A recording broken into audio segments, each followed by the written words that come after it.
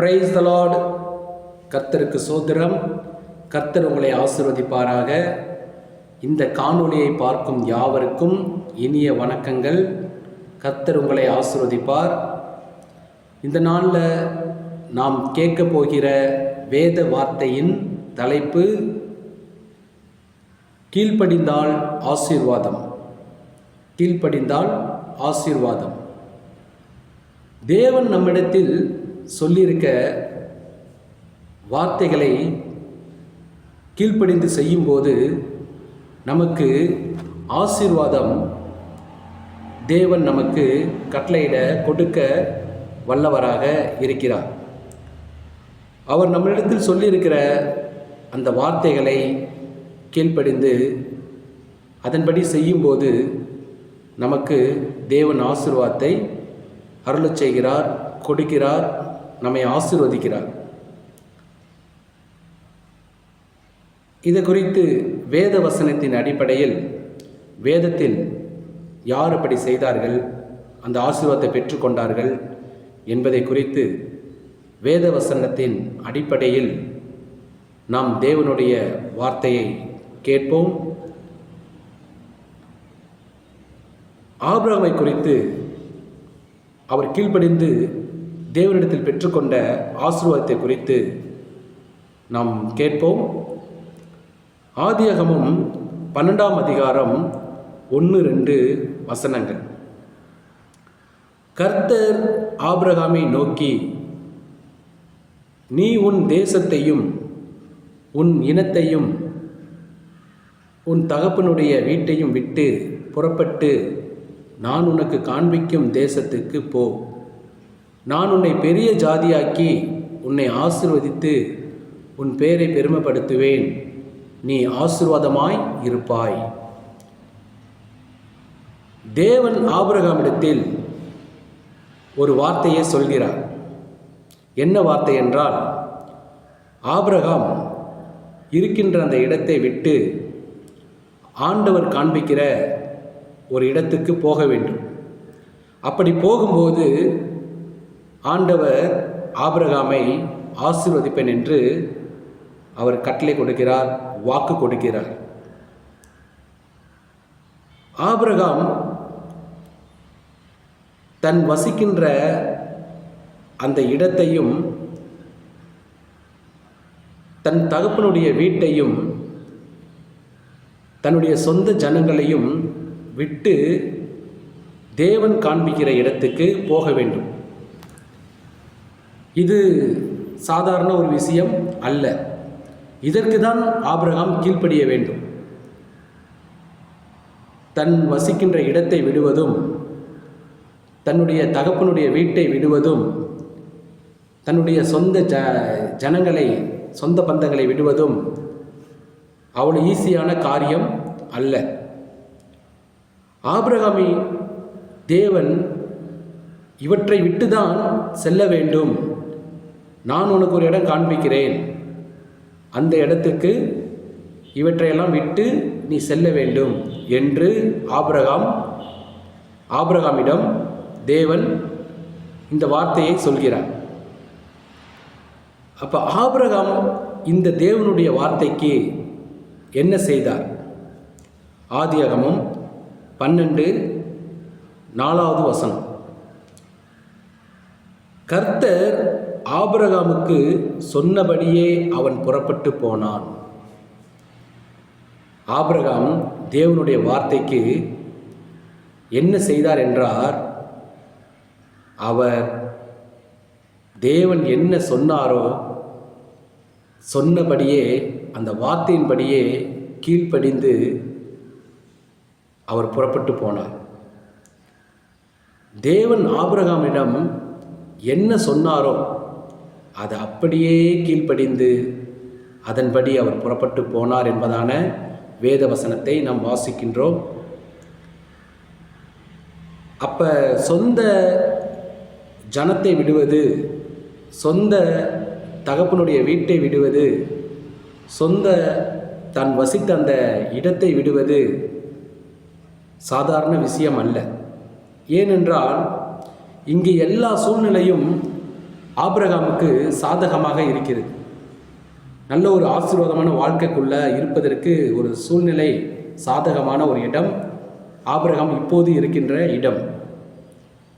ஆனால் ஆபிரகாம் தேவன் சொன்ன இடத்துக்கு போக வேண்டும் என்பதான வார்த்தை, அந்த இடம், தேவன் போக சொன்ன அந்த இடம் ஆபிரகாமுக்கு எந்த மாதிரி சூழ்நிலை இருக்கும் என்றே தெரியாது.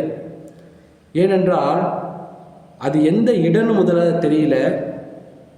அடுத்து அங்கே போய் எந்த மாதிரி சூழ்நிலையில் வாழ்கிறது, அங்கே தன்னுடைய வாழ்வாதாரத்துக்கான ஒரு காரியங்கள் எப்படி அங்கே ஏற்படும், நிறைய காரியங்கள் அங்கே சூழ்நிலை எப்படி இருக்கும் என்றே தெரியாத ஒரு சந்தேகத்துக்குரிய காரியம். இருக்கின்ற இடத்துல ஆசீர்வாதம் இருக்குது, தகப்பனுடைய வீடு இருக்குது, சொந்த ஜனங்களாம் இருக்காங்க. இங்கு நல்ல ஒரு சூழ்நிலை, நல்ல ஒரு ஆசீர்வாதம், நல்ல ஒரு மகிழ்ச்சிக்குள்ளான வாழ்க்கை இந்த இடத்துல இருக்குது. ஆனால் தேவன் ஆபிரகாமிடம் சொன்னது, இதெல்லாம் விட்டுட்டு நான் உனக்கு காண்பிக்கிற இடத்துக்கு போ அப்படின்னு சொன்ன அந்த வார்த்தை ஆபிரகாமுக்கு ரொம்ப ஈஸியான ஒரு வார்த்தை கிடையாது. ஏனென்றால் அங்கே சூழ்நிலை எப்படி இருக்குன்னு தெரியாது, எந்த இடம்னு தெரியாது, அங்கே எந்த மாதிரி நம்ம வாழ போகிறோம், உணவிற்கு என்ன செய்வது, வாழ்வாதாரத்துக்கு என்ன செய்வது, எந்த ஒரு காரியமும் ஆபிரகாமுக்கு தெரியாது. ஆனால் ஆபிரகாம் எதையும் பார்க்கவில்லை. அவன் ஆராதிக்கிற தேவனுடைய அந்த வார்த்தையை பார்த்தான், அந்த வார்த்தையில் உள்ள வாக்குத்தத்தத்தை பார்த்தான், அதை தேவன் செய்வார் என்று விசுவாசித்தான்.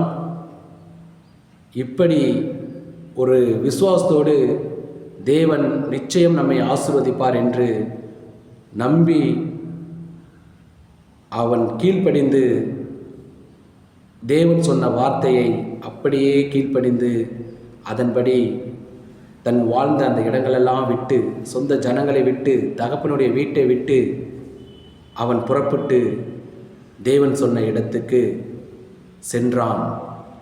அப்படியாப்பட்ட ஒரு கீழ்ப்படிதல், தேவன் சொன்ன அந்த வார்த்தையின்படி அப்படியே ஆபிரகாம் கீழ்ப்படிந்து ஆபிரகாம் சென்றிருக்கிறார். வேதவசனம் அழகாக சொல்கிறது. ஆதியாகமம் 12:4, கர்த்தர் ஆபிரகாமுக்கு சொன்னபடியே அவன் புறப்பட்டு போனான். சொன்ன அந்த வார்த்தைக்கு ஆபிரகாம் அப்படியே கீழ்ப்படிந்து அப்படியே புறப்பட்டு அந்த இடத்துக்கு சென்றிருக்கிறார். அவ்வளோ ஒரு கீழ்ப்படிதல் ஆபிரகாம் கிட்ட இருந்துச்சு. இப்படி கீழ்ப்படிந்த ஆபிரகாமை தேவன் தன் வார்த்தையின்படி என்ன செய்தார்? ஆதியாகமம் 13:2 ஆபிரகாம் மிருக ஜீவன்களிலும் வெள்ளியும் பொன்னுமான ஆஸ்திகளை உடைய சீமானாயிருந்தான்.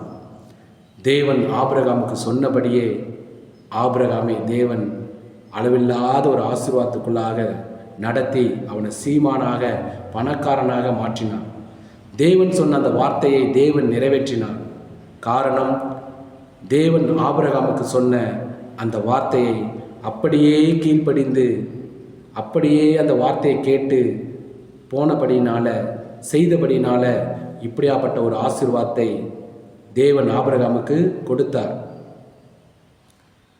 ஆதியாகமம் 13:5-6 அந்த ஆசீர்வாதம் எவ்வளோ ஒரு பெருக்கத்தை கொடுத்தது என்றால், எவ்வளோ ஒரு பெரிய அளவில்லாத ஒரு ஆசீர்வாதம் என்றால், ஆபிரகாமுடனே வந்த லோத்துக்கும் ஆடு மாடுகளும் கூடாரங்களும் இருந்தன. அவர்கள் ஒருமித்து குடியிருக்க அந்த பூமி அவர்களை தாங்கக்கூடாதிருந்தது.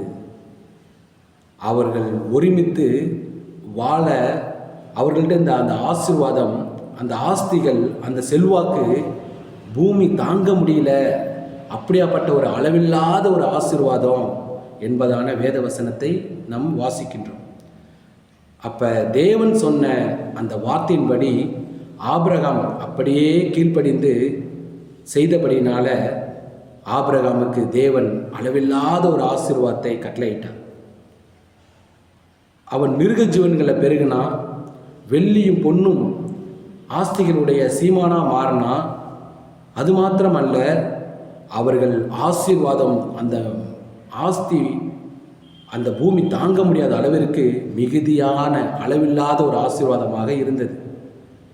அதற்கு காரணம் தேவனுடைய வார்த்தைக்கு ஆபிரகாம் அப்படியே கீழ்ப்படிந்து செய்தபடினாலே இப்படியாப்பட்ட அளவில்லாத ஒரு ஆசீர்வாதம் ஆபிரகாமுக்கு தேவன் கொடுத்தார். அருமையான சகோதர சகோதரிகளே, இந்த வார்த்தை கேட்கிற யாவருக்கும் தேவன் சொல்ல விரும்புவது, தேவன் வேதத்தில் கொடுத்திருக்கிற வேத வார்த்தைகளுக்கும் 10 கட்டளைகளுக்கும் நாம் கீழ்ப்படிந்து அப்படியே செய்யும்போது, அப்படியே வாழும்போது, நம் இந்த வார்த்தைகளுக்கு கட்டளைகளுக்கு அப்படியே கீழ்ப்படிந்து நாம் நடக்கும்போது நமக்கும் தேவன் ஆபிரகாமுக்கு கொடுத்தது போல அளவில்லாத ஆசீர்வாதத்தை அவர் நமக்கும் கொடுக்க வல்லவராக இருக்கிறார். இன்னைக்கு ஆசீர்வாதத்தை நாம் அளவில்லாமல் பெற்றுக்கொள்ள வேண்டும் என்றால் அவருடைய வார்த்தைக்கும் அவருடைய நமக்கு கொடுத்த 10 கட்டளைகளையும் நம்மிடத்தில் தேவன் பேசுகிற தேவ சத்தத்தின் வார்த்தைகளுக்கும் நாம் செவி கொடுத்து அதற்கு கீழ்ப்படிந்து அப்படியே நடக்கும்போது செய்யும்போது இப்படியாப்பட்ட அளவில்லாத ஆசீர்வாதத்தை தேவன் நமக்கும் கொடுக்க வல்லவராக இருக்கிறார். ஆனபடினாலே தேவனுடைய 10 கட்டளைகளுக்கும் தேவனுடைய வார்த்தைக்கும் நம்மிடத்தில் தேவன் பேசின தேவ சத்தத்தின் வார்த்தைக்கும் அப்படியே கீழ்ப்படிவோம். ஆபிரகாமை போல அளவில்லாத ஆசீர்வாதத்தை நாமும் பெற்றுக்கொள்வோம். கர்த்தர் நம்மை ஆசீர்வதிப்பார். கீழ்ப்படிந்தால் ஆசீர்வாதம் என்ற தலைப்பில் தேவன் நம்மோடு பேசின வார்த்தைக்காக தேவனுக்கு நன்றி. கர்த்தர் உங்களை ஆசீர்வதிப்பார். ஆமென். Praise the Lord.